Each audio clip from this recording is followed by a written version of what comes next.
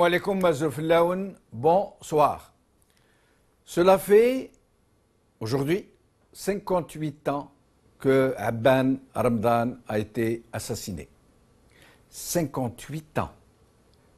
Abban Ramadan, le théoricien de la révolution, le pur et le dur, était devenu trop gênant pour ceux qui avaient pris le contrôle de la révolution algérienne. Une révolution où s'étaient engouffrés les ambitions, les égos surdimensionnés, le clanisme, le régionalisme, l'affairisme, les liquidations, les intimidations, la magouille. Abban refusait de tout son être de voir cette grande dynamique de libération de tout un peuple tomber entre les mains de cheffaillants despotiques et opportunistes. Il voulait mettre de l'ordre dans ce qui semblait aller dans la direction d'une prise de pouvoir sur la révolution par des clans qui procédaient d'une sorte de partage des brisés. Abban voulait obtenir la primauté du politique sur le militaire. De l'intérieur, là où les gens tombaient par milliers face à l'armée française, de l'intérieur, sur l'extérieur, là où les gens s'offraient des soirées, des cérémonies en smoking et papillon. Il voulait la primauté de la révolution sur la magouille politicienne. Mal lui en prit, il allait le payer de sa vie. Il était très mal tombé et n'avait visiblement pas appréhendé à sa juste nuisance la capacité mortifère et la détermination de ces groupes à prendre et à garder le pouvoir. Pendant que les autres ne cherchaient qu'à le neutraliser et à le confiner dans une sorte de résidence surveillée, ont-ils dit, jusqu'à nouvel ordre, un homme, un seul, décida de le faire assassiner. Abdelhafid Bossov. Les autres, tous ceux qui n'avaient pas vraiment dont l'assassinat n'avait pas vraiment dérangé, n'ont pas branché. Ils ont tous été complices, d'une manière ou d'une autre. Du moins ceux qui ont été informés de la brutale liquidation. L'assassinat de Abban Ramadan fut en vérité l'acte fondateur du régime naissant qui allait prendre le pouvoir bien avant l'indépendance du pays et qui, à ce jour, a le contrôle de ce pays. Abban fut étranglé par deux tueurs, désignés par Abdelhafid Bossov au Maroc, dans une petite ferme entre Tétouan et Tanger. Karim Belkacem et Mahmoud Cherif étaient présents. Ils diront plus tard qu'ils n'étaient pas d'accord, mais que Bossov ne leur a pas laissé le choix. Quelques mois plus tard, la nouvelle de cette liquidation commença à se répandre. Les maquisards étaient dans une douloureuse expectative. Ils ne savaient plus si c'était une rumeur ou une information avérée. Alors ceux qui avaient liquidé Abban leur jurèrent que Abban était mort en shahid, tombé en embuscade face à l'armée française, qu'il combattit jusqu'à sa dernière cartouche. Al-Mujahid, le journal du FLN, titra en manchette, plusieurs mois après sa mort, « Abban Ramadan est mort au champ d'honneur ». Ce fut le second acte fondateur du régime, celui qui allait instituer le mensonge en valeur systémique. Cet assassinat de Abban Ramadan et celui de bien d'autres révolutionnaires avant et après l'indépendance allait sceller le sort de l'Algérie.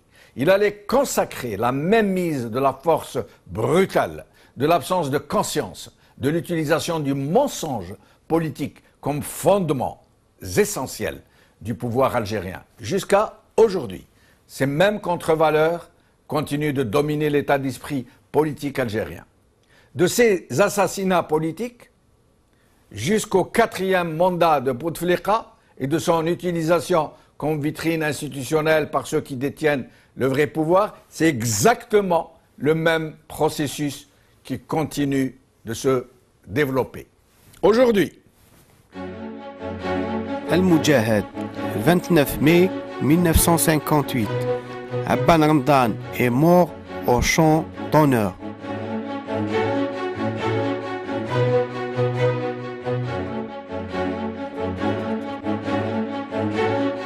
Al-Mujahid, 29 mai 1958. Abban Ramdan est mort au champ d'honneur.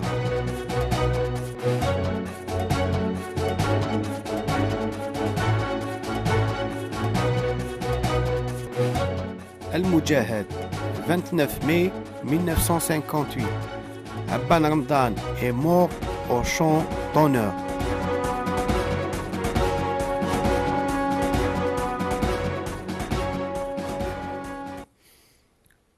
En guise de top 3 aujourd'hui, nous avons présenté le même article de presse 3 fois. C'était délibéré, c'était voulu. C'est ce fameux article d'Al Mujahid que vous voyez derrière moi. D'Al Mujahid, datant du 29 mai 1958, plusieurs mois après l'assassinat d'Abban Ramdan, qui nous apprend qu'Abban Ramdan est tombé au champ d'honneur face à l'armée française. Aujourd'hui, j'ai le plaisir de recevoir Montassar Abetron, par ordre alphabétique, donc, journaliste, historien, Alger, et Sadr Sellam, historien, algérien à Paris. Montassar Abetron, merci d'avoir accepté notre invitation. Merci à vous. Merci. Alors, Montassar Abetron, essayez de nous faire un cours historique de cet assassinat. Bon, maintenant, c'est connu. Bon, c'est un guet-apens. La décision a été prise par 5 militaires, colonels, puisque maintenant, il y a même un document qui est signé, à savoir Karim Belkacem, Bentobal, Boussouf, Mahmoud Cherif et Ouamran. Bon, pour Abban, déjà, il a été déjà attaqué, il a été assassiné, à vrai dire, politiquement, lors de la réunion du CNRA qui s'est tenue au Caire le 27 août 1957. Dans cette réunion, c'est la première réunion après le congrès de la Soumam, le rapport de Abban a été approuvé, bon, mais toutes les décisions ont été inversées. Donc il y a eu recul sur la question de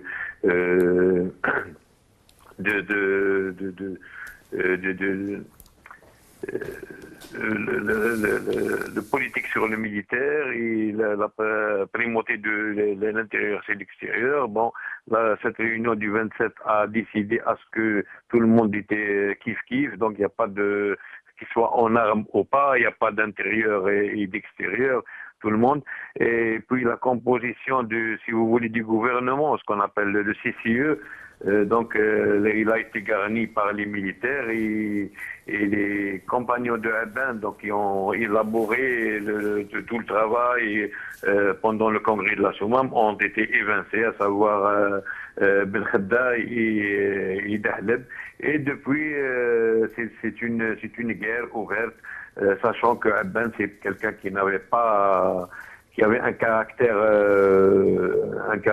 assez c'est-à-dire il s'exprime et il n'a pas la langue dans la poche, et on dit aussi qu'il souffrait aussi du fameux ulcère qu'il portait surtout, qui s'est dégradé pendant les années de détention en prison, et voilà jusqu'à Mais qu'est-ce qu'il avait exigé au juste? Qu'est-ce qui avait décidé ces gens d'abord de le neutraliser puis de le tuer? Qu'est-ce qui avait provoqué cette colère de ces révolutionnaires que vous nous citez, Karim Belkacem, Ouamran, Mahmoud Cherif, Bentobal, Boussouf? Qu'est-ce qui les avait décidé d'abord à le neutraliser, le mettre en résidence surveillée au Maroc en attendant de décider de son sort, puis, sur l'ordre personnel de Boussouf, de le tuer?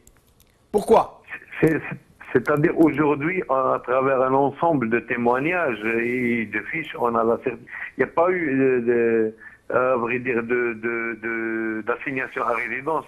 Et ils l'ont emmené au Maroc, ils lui ont fait comprendre qu'il y avait des problèmes, qu'il devait intervenir, qu'ils avaient besoin de lui, l'homme politique, pour négocier avec le roi Mohamed V. Donc lui, il est tombé dans le piège, donc il a suivi. Alors tout était préparé pour le liquider, juste arriver à... Ça veut dire dès le départ, Montassar Abetron, ça veut dire dès le départ, tout a été décidé, ce n'était pas seulement Bossof qui avait décidé de le tuer, les 5 étaient d'accord pour le tuer? Les 5 étaient d'accord. Personnellement, j'ai discuté longuement avec Bentobal avant sa mort. Donc il avait une double réponse. Il me disait, moi, dans le fond, moi, j'étais pour son emprisonnement, mais j'ai pris cette décision de le tuer. C'est pas un regret, mais il dit sur un plan personnel, d'ailleurs, je me suis bagarré avec Krim après, mais tout le monde a cautionné. Le dernier livre, le dernier témoignage, qui est très important d'un ancien militant qui était avec Boussouf, c'est sur la fabrication d'armes, Mohamed Boudaoud, dit ici Mansour, qui était un ancien militant du PPA de Tawarga et qui aimait Abban tout en étant très proche de Boussouf. C'est quelqu'un qu'on a mis à côté, voie déserte pour qu'il ne voie pas. Mais déjà dans les souvenirs, je me souviens qu'il a vu un mouvement qui était louche. Il parlait il a été remplacé par Abdel Jalil Mahachou. Lui, parce que il allait intervenir parce qu'il connaissait Ben et Boussouf lui faisait confiance. Donc on l'a mis à l'écart. C'est Mohamed Boudaoud dit qu'en Tunisie, avant que ce fameux numéro d'El Moujahid du 29 mai 58 ne paraisse, il a pris Krim pour le regarder dans le visage, il le connaissait, il lui dit, ne me dites pas que vous avez tué Abben. Alors Krim lui a répondu, on l'a tué, et ses amis se lèvent, je vais refaire ça. Un bouquet de... Bentobal m'avait dit qu'il était le seul qui s'est adressé à Abben.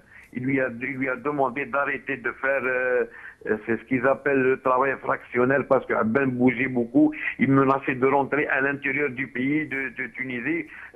D'ailleurs, ce qui est dommage, on parle que de Abben. Il y a d'autres, Belhaïd Abdeslam m'a parlé d'un capitaine Belhaj.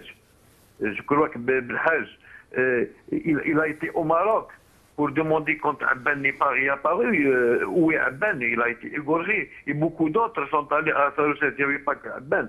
Abben avait le contact facile, donc déjà, il gênait quand il était dans la base au Maroc et aussi en Tunisie. Donc c'est pas quelqu'un qui restait là et qui acceptait. Donc ils avaient peur de lui, il a menacé carrément à plusieurs reprises.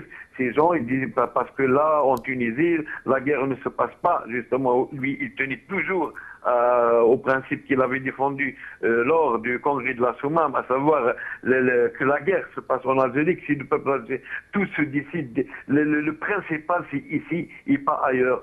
Donc, si Abben rentrait au pays, donc ces gens, ils avaient peur. Restez avec nous, Montassar Abetron. Je reviens à vous dans un moment. Sadr Sillem, merci d'avoir accepté notre invitation. Oui, c'est moi qui vous remercie. Merci. Alors, Sadr Sillem, Montassar Abetron nous dit, contrairement à ce qui se dit souvent, que seul Bossof avait décidé et que les autres étaient plus pour le garder au Maroc en attendant de trouver une solution. Montassar Abetron nous affirme que non, que tous étaient d'accord pour sa liquidation pure et simple. C'est dû au fait que les Algériens restent à 90% tributaires du seul récit détaillé donné sur cette affaire, c'est celui d'Yves Courrière. Or, Yves Courrière a recueilli les confidences de Krim, qui a donné cette version. Ça donne une vérité politique, qui est la vérité de Krim, mais la vérité historique est tout autre. J'ai sous les yeux le document dont parle notre ami d'Alger, une réunion des 5 colonels, donc les 3B, Ouamran et Chérif Mahmoud, le 30 janvier 1958, où ils se sont réunis 3 jours pour... 3 jours après l'assassinat. non, pendant 3 jours, le 27, le 26, 27 et 29 janvier Oui. 58. C'est-à-dire à peu près un mois. Oui. Parce qu'ils étaient harcelés de questions par Marie, Lamine de Barine et Farhat Abbas. Oui. Ils ont examiné 8 éventualités. Ils ont dit, on va proposer aux frères qui nous harcèlent de questions, ils doivent accepter le fait accompli, ça je lis, et prendre leur part de responsabilité dans la mesure prise. S'ils refusent, on va leur retirer leur passeport, les désarmer et les condamner pour trahison. Donc là, il y a Abban, et il y a Ouamran et Krim, qui sont les recruteurs d'Abban Ramzan, et qui voulaient obliger Abbas, Mahdi et Lamine de Barine de dire qu'ils admettent l'exécution d'Abban et qu'ils sont aussi responsables, alors qu'ils n'étaient pas au courant. Donc la responsabilité de Krim et de Ouamran ne fait aucun doute. Et ça fragilise la version donnée par Krim lui-même à Yves Courrière. À Yves Courrière. D'accord. Et malheureusement, les Algériens, même les acteurs, restent un peu trop tributaires de la prose bien écrite. Et ce document, Sadr Sellam, ce document du 30 janvier 58 dont vous nous parlez, c'est un procès verbal de réunion? C'est un procès verbal. La réunion a été présidée successivement par les 3B et Ouamran, et Chif Mahmoud, depuis le début jusqu'à la fin, faisait le secrétaire. Parce que c'est celui qui était le mieux instruit, c'était un lieutenant de l'armée française. Mais c'est un document dont les historiens ne parlent pas, vraisemblablement. Très peu. Moi, je l'ai eu il y a pas longtemps. D'accord. Mais c'est un document majeur. Ça veut dire aujourd'hui, il établit sans l'ombre d'un doute que Karim Belkacem, Cherif Mahmoud ou Amran Ben Tobbal étaient d'accord de l'assassinat, que ce n'était pas le seul Bossof qui l'avait décidé. Non. Ce document prouve le contraire. D'accord. Karim Belkacem, quand il a rencontré en 67 ou 8, c'était un discours unique. Il n'y avait pas de... Boumedienne avait répondu par un discours en accusant d'être un traître les gens qui ont fait des révélations à Courrières, mais il n'y a pas eu de contre-discours depuis, en dehors jusqu'à ce que Harbi écrive son livre. Et les manuscrits, les témoignages en temps réel de Malek Benabi étaient restés à l'état de manuscrit avec interdiction de les publier. Donc on avait une chape de plomb concernant notre histoire, c'est ce qui a ouvert un boulevard devant des prosateurs comme Courrières, qui est un littéraire plus qu'un historien. D'accord. Bon. Mais alors maintenant, on a maintenant les témoignages d'autres qui ont interrogé Boussouf, c'est Mabrouk. Je tiens par exemple le témoignage j'ai recueilli le témoignage très important de Safi Boudissa, qui connaissait Boussouf depuis 51 ou 52. Ils étaient tous des chefs de Daïra du MTLD. Et Boussouf lui a juré, Kalou, c'est ni Abdallah ni moi, c'est Abdallah, c'est Bontobal, nous ne voulions pas la solution finale pour Abban, c'est Krim qui a insisté. C'est un retournement, c'est une affirmation réellement historique que vous nous dites là. Tout le monde jusque-là a pensé que c'était Bossof et pas les autres. Aujourd'hui, nous apprenons que c'est les autres et pas Bossof.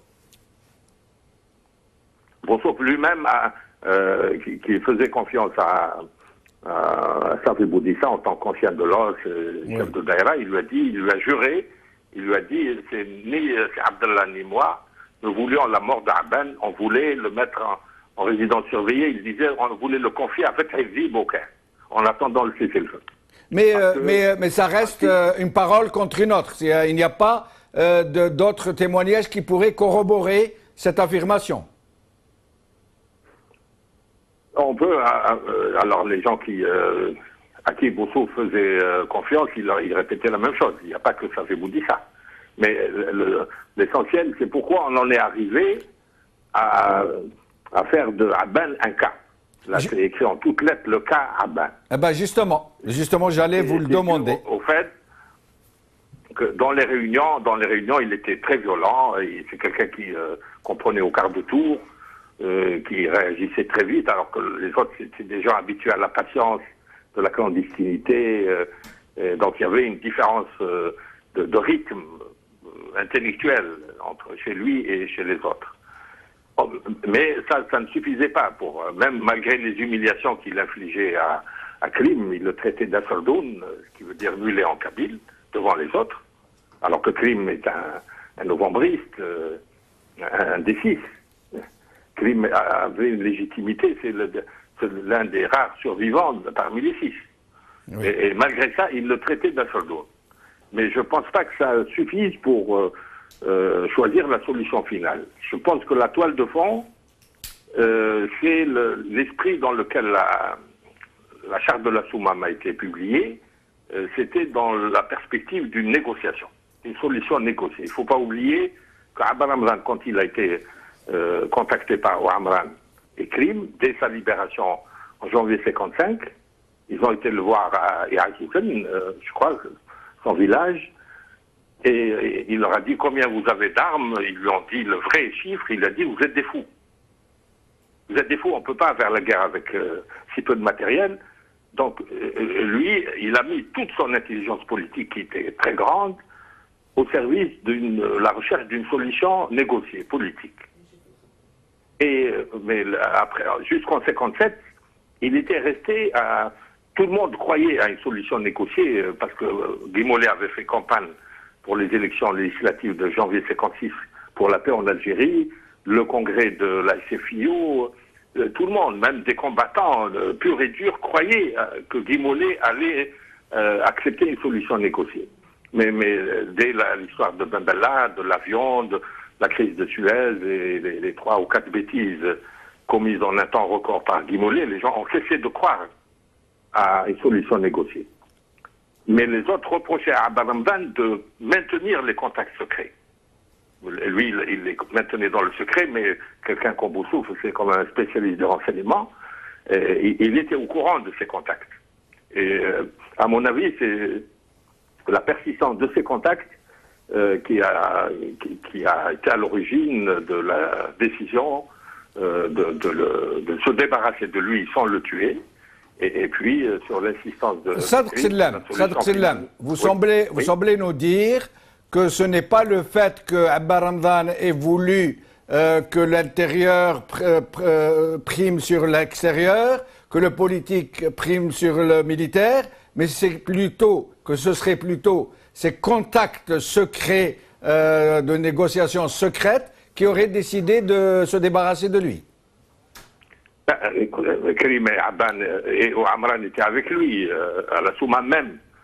Ils ont accepté ces deux clauses, mais qui étaient devenues caduques à partir du moment où la direction politique était à l'extérieur. Ces clauses n'avaient plus de sens. Que signifie la primauté de l'intérieur sur l'extérieur quand le politique est à l'extérieur? C'est pour ça que ça a été amendé au deuxième CCE du Caire, où seul le colonel Sadr a voté pour Abban. Les autres l'ont mis en minorité. Mais je crois, même les gens du maquis étaient conscients du caractère dépassé de ces clauses-là. Ils disaient en arabe, après Nansallou Boussour al-Qadima. C'est une allusion au Nasakh al-Mansour du Coran. Il disait qu'à partir du moment où le CCE est sorti, ces clauses-là n'avaient plus aucun sens, primauté de l'intérieur et de l'extérieur. Du politique. À mon avis, moi, si vous voulez, il suffit de voir la dureté, la force de la résistance des anti-soumamistes, dirigés par Massès, par Ben Bella d'abord, puis par Massès. Je pense que les anti-soumamistes n'auraient jamais été réduits si Bourguiba n'avait pas pris position pour le CCE. Et la question qui reste posée, pourquoi Bourguiba, qui ne connaissait pas les uns plus que les autres, pourquoi a-t-il pris position pour permettre à Ouamran d'étrangler de ses mains les partisans d'Abdel Hay? Et à votre avis, pourquoi? Écoutez, on ne va pas ouvrir des polémiques. Mais si, pourquoi pas? Nous parlons d'histoire. depuis le temps où j'ai écrit là-dessus, j'ai trouvé d'autres documents. C'est le procès verbal d'un entretien qu'a eu Bourguiba, qui n'était que président du Conseil, du temps de l'autonomie interne. En 1956, il a rencontré des hommes politiques français, et il leur a dit, moi je vous désignerai des interlocuteurs valables, parce que les Français, y compris Mendes France, disaient, on n'a pas avec qui négocier en Algérie, contrairement au Maroc et à la Tunisie, où il y avait un pouvoir local, le bey ou le sultan. Eh bien, Bourguiba leur a dit, comptez sur moi, moi je vous trouverai des interlocuteurs valables. Et une phrase comme celle-là est à souligner en rouge, ça ouvre des perspectives pour expliquer le parti pris de Bourguiba, qui a inversé le rapport de force. Alors que moi j'ai un rapport de 17 pages de Bontobel à Baramzan de février 57, où il dit son impuissance à réduire les partisans de Massès, qui avait une armée, une police, et qui avait avec eux la direction de la Wilaya 2, la base de Soukharas. Et c'est seul le parti pris de Bourguiba a permis de réduire cette opposition. Et évidemment, les détracteurs d'Aban vont encore plus loin. Ils ont d'autres récits que je ne peux pas répéter par respect. L'historien doit rester dans la neutralité et ne pas. Mais à mon avis, si vous voulez, le fait qu'on provoque une polémique pour rien du tout sur le livre d'Ali Kafi, qui n'a fait que reproduire ce que Si Salah a dit. Si Salah, au retour de Tunis en compagnie de la caravane de mulets conduite par Ali Kafi, et il leur a répété ce que Ouamran lui a dit. Il lui a dit, dans l'intérêt de l'Algérie, nous avons dû nous éliminer Baramzan parce qu'il était en train de négocier. Restez avec nous, Sadr Silem. Nous allons demander l'avis de Montassar Abatron sur ce point en particulier. Montassar, qu'est-ce que vous pensez de cette thèse que Baramzan aurait été plutôt liquidé à cause de ses pourparlers secrets, de ses négociations secrètes qu'il avait maintenues, tout seul quasiment, et cette thèse qui dit que non, qu'il aurait été assassiné parce qu'il exigeait que l'intérieur prime sur l'extérieur et que le politique prime sur le militaire? La question de la primauté du politique sur le militaire et de l'intérieur sur l'extérieur, elle a été tranchée déjà, comme je l'ai dit, dans la réunion du CNRA du 27 août 57. Déjà, Ben a été mise en minorité. Parce que dans le CCE d'avant, les militaires n'étaient pas nombreux, les Tawabé ne faisaient pas partie du CCE. Et puis il avait la folie quand même de Dahleb et de Ben Khadda qui ont été mis en dehors du CCE. Ce que développe M. Sallam, il y a même, on parle de contact, de lettres. Moi, personnellement, je ne l'ai pas vu, mais je l'ai lu dans une postface écrite par Sadr Sallam, justement, dans un livre. Si je me souviens bien, je crois les archives, les négociations d'Évian dans les archives de la diplomatie française. On parle de lettres adressées par Ben Ramdan au ministre de la guerre, même pas un ministre civil, et qui serait tombé dans les mains de Mais je pense que le fait que personne n'a pu, ils l'ont tué, mais personne n'a pu l'accuser. Ils étaient obligés de maquiller tout ça par le fameux article du Moujahid, que Ben Ramdan est tombé au champ d'honneur, il est rentré dans le Constantinois, etc. Prouve que, c'est-à-dire, c'est pas des arguments solides. Quand on prend les autres témoignages, par exemple, si on prend un Bebjaoui, Kérim lui a dit carrément que Ben faisait du travail fractionnel et tentait de dresser aussi bien les maquisards que les militants contre les autres membres du CCE. Bon, il lui dit aussi que plusieurs démarches furent faites auprès de lui pour le convaincre de modifier son attitude en vain. Il constate que Ben, loin de modifier, persiste, etc. On sait que Ben ne s'est pas tué. Il l'a menacé, il a dit qu'ils allaient les dénoncer leurs pratiques. Ce qu'a dit Slem est effectivement vrai, parce qu'avant Abban, il y a d'autres qui ont été, je dirais, assassinés dans des procès, dans une parodie de justice. Et c'était des grands militants tels que Abbas el-Ghrour. Et aussi, là, l'intervention les interférences, si j'en veux dire, si je puis dire, de Bourguiba, de Mohamed V et de même de Nasser. Parce que tout ça, des fois, c'est des exécutions c'est-à-dire qui sont à la solde d'une tendance ou une autre. On sait comme il avait dit quand même on a massacré des gens de l'Ores, et Abban était aussi avec Ben Bella, parce que c'est des gens qui étaient avec Benius qui était opposant à Ben Bella. Et je peux dire même que la révolution, ils sont allés jusqu'à livrer des militants youssefistes qui ont refusé de déposer les armes en 56 quand la Tunisie a eu son autonomie, en disant que non, il n'y a pas d'indépendance, on va se battre pour libérer, c'est l'Algérie, l'Afrique du Nord. Ces gens ont été arrêtés par le FLN, par Amran, et je présume que Abban aussi, ils ont été livrés à Bourguiba qui les a pendus. Donc, c'est-à-dire l'histoire n'est pas, comme on dit, un roman d'eau de rose, mais c'est des réalités cruelles. C'est en effet très dur. Hein. Avant d'aller en Tunisie, il y a eu, par exemple, il y a toujours des zones d'ombre sur la liquidation des messalistes. Oui. Des syndicalistes après. Le FLN n'était pas si propre.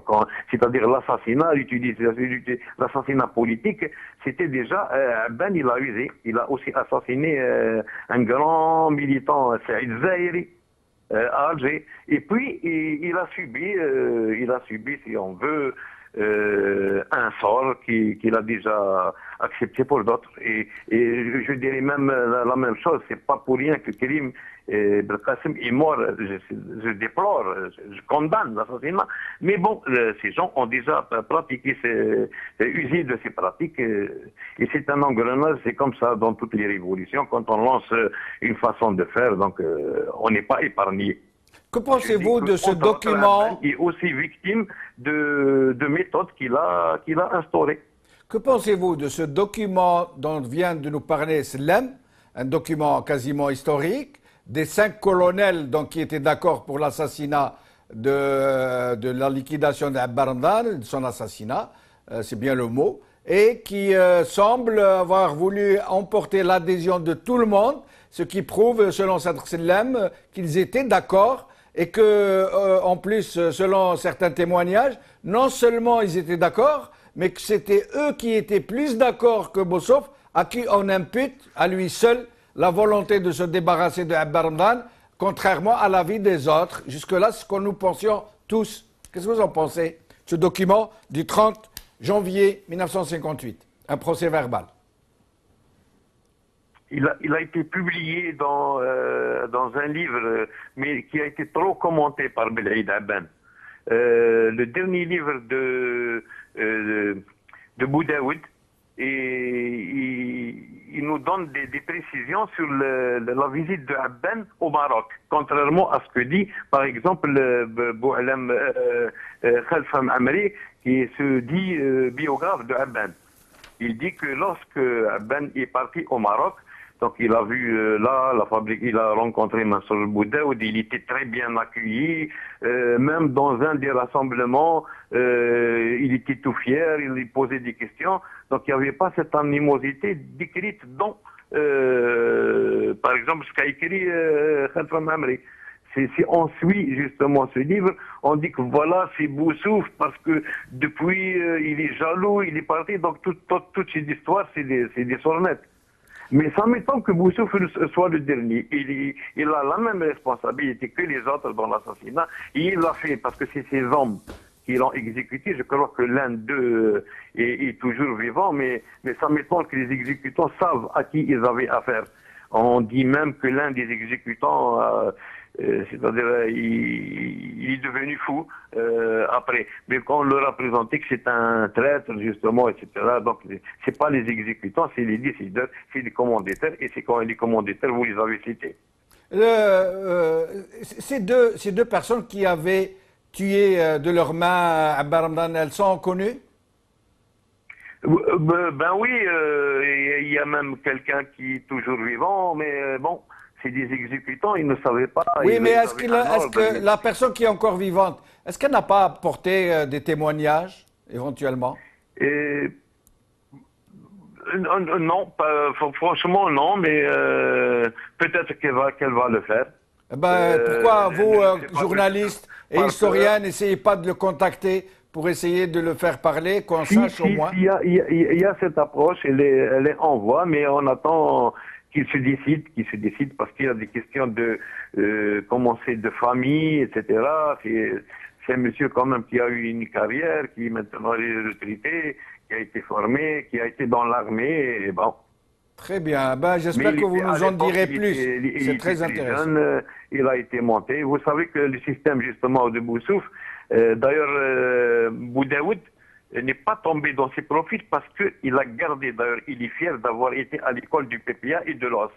Il me dit que le système Boussouf, qu'il aime bien, il a formé des gens, il les a formés en automate. En fin de compte, c'était pas ce qu'on appelle l'école des cadres, ne formait pas des militants.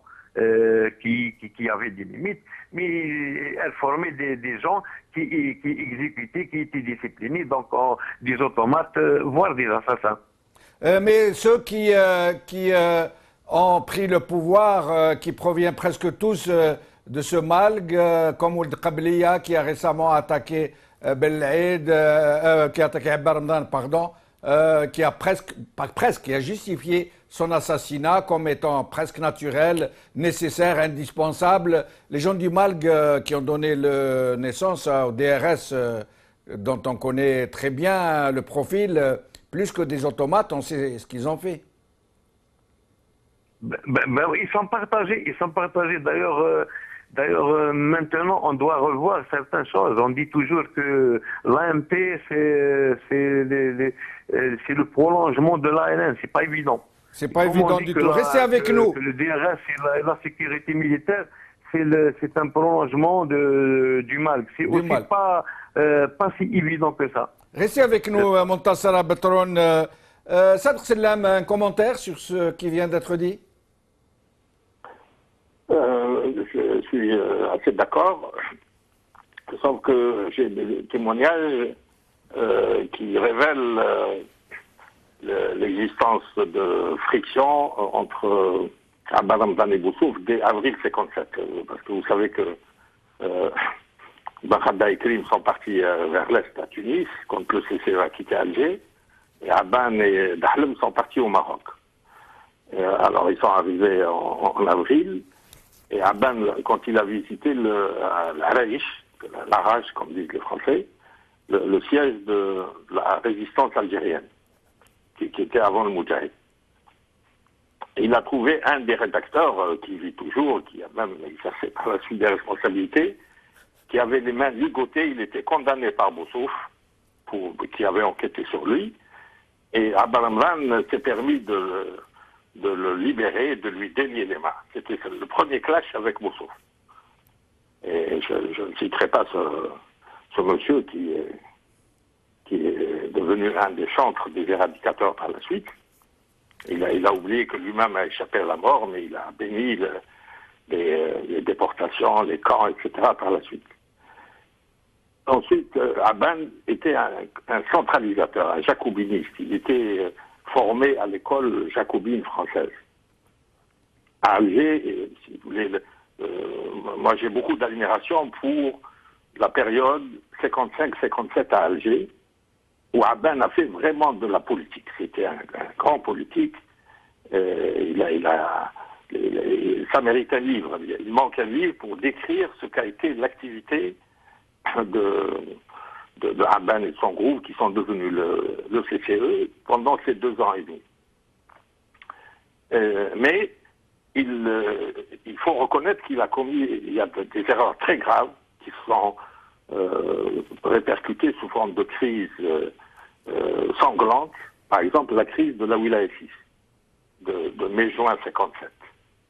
Le fait que le CCE impose quelqu'un qui était connu de Amran et de Krim, c'est Ali Mellah, appelé Sichrif, qui était un taleb, un militant du PPA, mais qui parlait avec un accent très caractérisé chez les gens du Sud qui auraient pu avoir un chef issu de leur rang.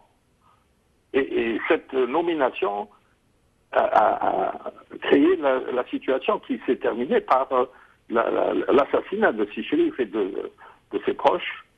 Et seul la Wilaya 4 a été sommée d'intervenir pour mettre de l'ordre dans cette première grande crise dont on parle très peu.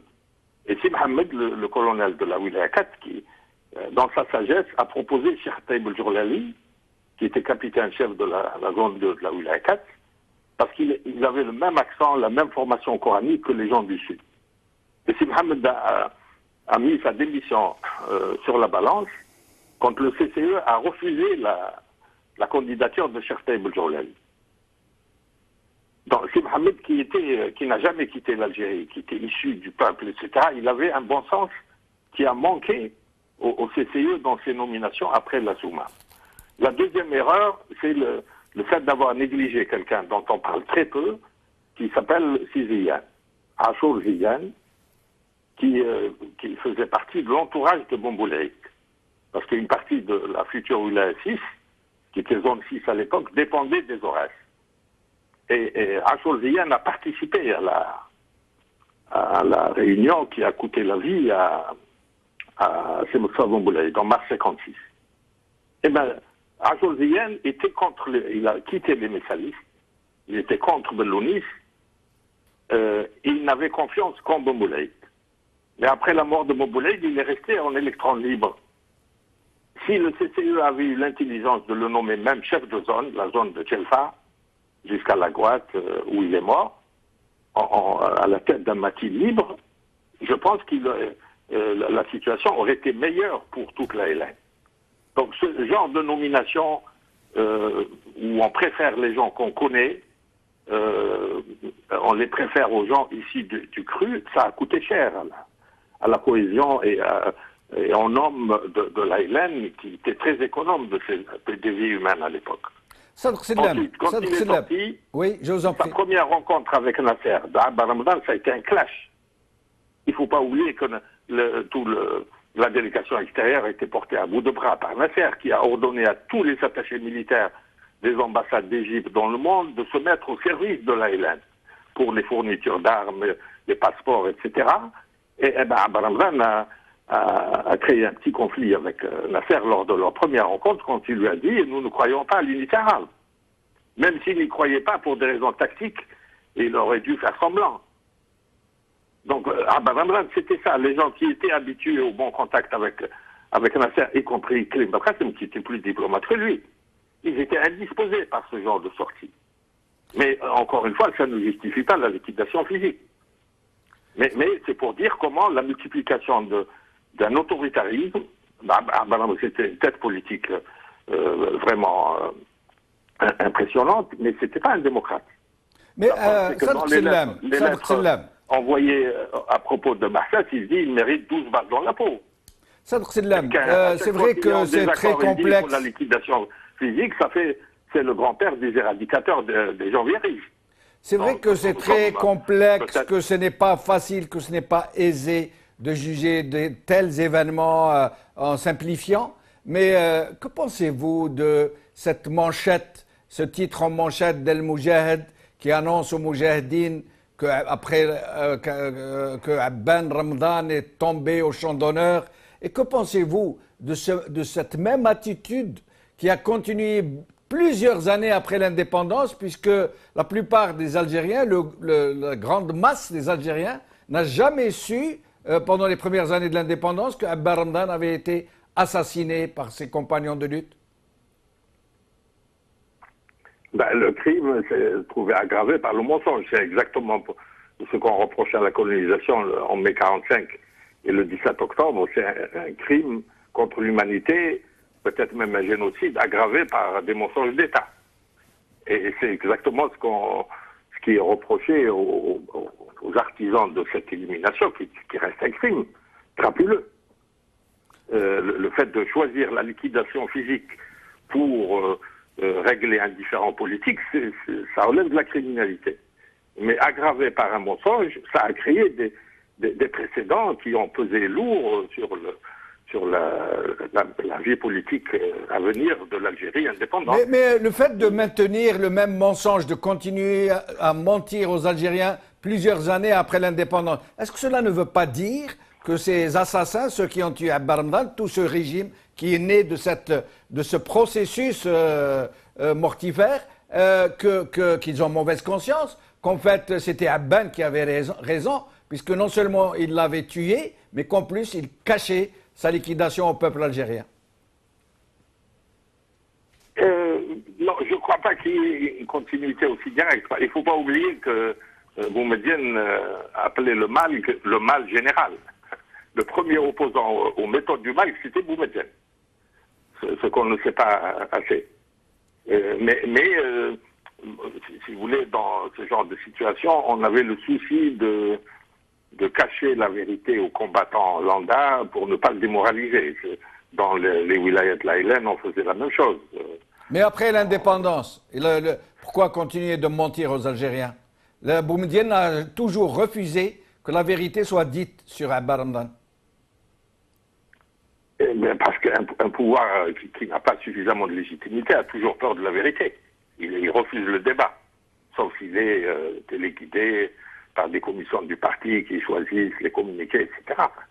Le fait d'avoir choisi le parti unique était déjà en soi une erreur qui a retardé l'échéance de la démocratisation, alors que quelqu'un comme Aït Ahmed, dont on a parlé il y a quelques jours, était pour la démocratie dès le début. Malik Ben Nabi aussi. Malik Ben Nabi a dit qu'il faut inviter Mme Messali et le Parti communiste à un congrès exceptionnel algérien.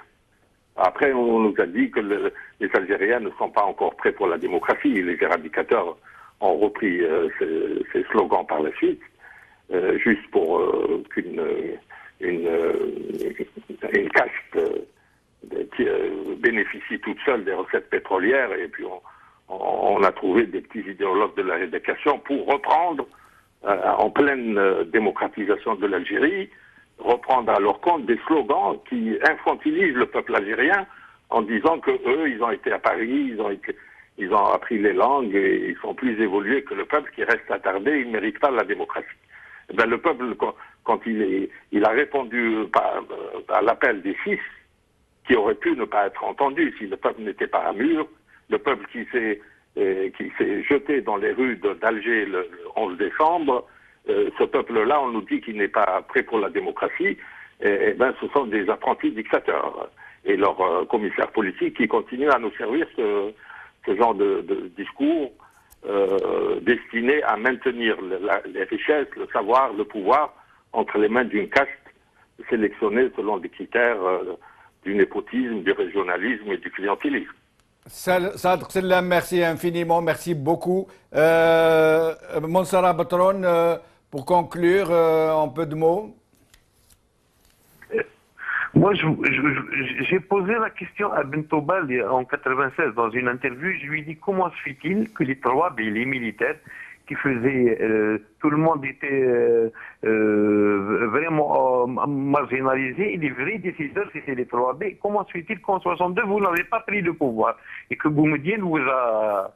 alors Bentobal m'a répondu, je pense que c'est l'âme de Abban Ramdan qui nous a poursuivis. Voilà l'importance de ça. Vous avez raison. Vous avez raison. Jusqu'à aujourd'hui, on nous parle d'un pouvoir civil. C'est faux. C'est toujours la primauté du militaire, c'est-à-dire de l'arme.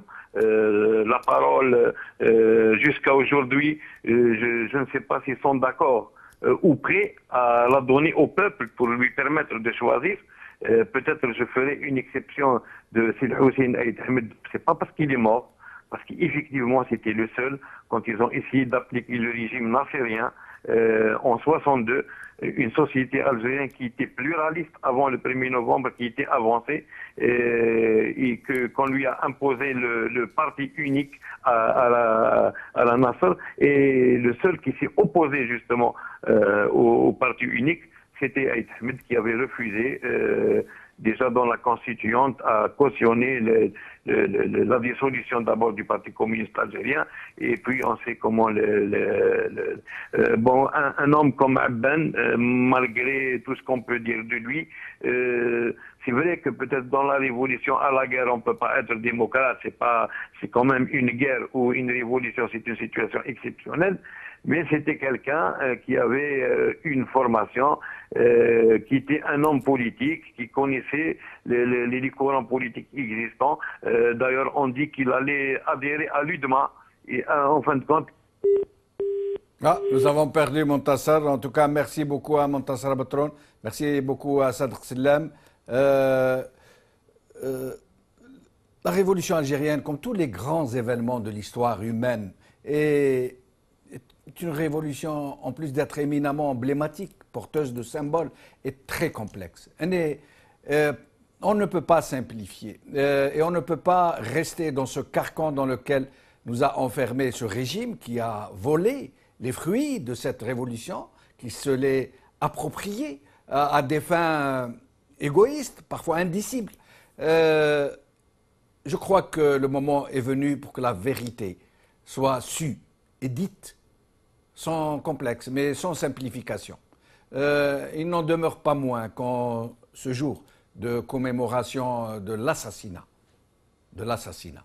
de Abban Ramdan, cet homme d'une très grande envergure, j'allais dire romantique dans le cœur des Algériens, que les Algériens aiment beaucoup, même ceux qui ne le connaissent pas vraiment, mais peut-être instinctivement, ils ont senti qu'il est des leurs. Et que si lui était resté à la tête de cette révolution, elle n'aurait pas été détournée comme elle l'a été au profit d'une mafiocratie. Merci d'avoir suivi cette émission. Au plaisir de vous revoir. Salam alaikum.